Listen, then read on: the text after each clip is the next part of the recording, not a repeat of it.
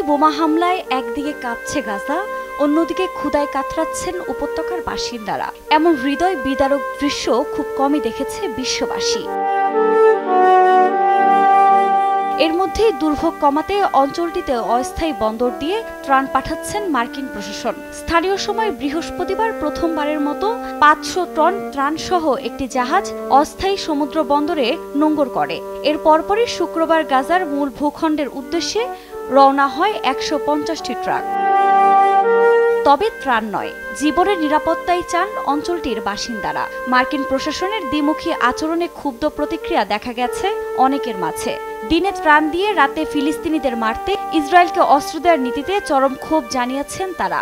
এ ধরনের সাহায্য দেয়াকে বাইডেন প্রশাসনের ষড়যন্ত্র হিসেবে মনে করছেন গাজাবাসী। সব হারিয়ে আমি আজ নিঃস্ব। তারা আমাদের মারার জন্য ইসরায়েলকে অস্ত্র দিয়ে এই যে লোক দেখানো সমর্থন দিচ্ছে, আমরা এটা চাই না। মার্কিন প্রশাসনের কোনো কিছুই আমাদের প্রয়োজন নেই। তারা রাতে আমাদের উপর হামলা চালাতে সহায়তা করে আর দিনের বেলায় আমাদের সমর্থন করে। এর বিরোধিতাই করছি আমরা। আমাদের অনেকগুলো সীমান্ত ক্রসিং রয়েছে যেগুলোর মধ্যে সাহায্য আসতে পারে।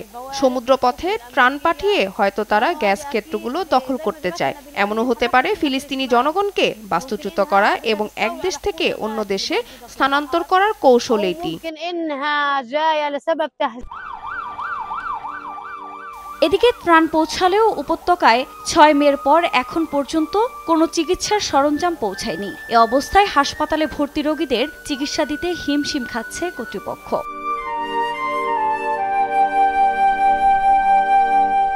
আফরিন মৌ, নিউজ ডেস্ক, দেশ টিভি।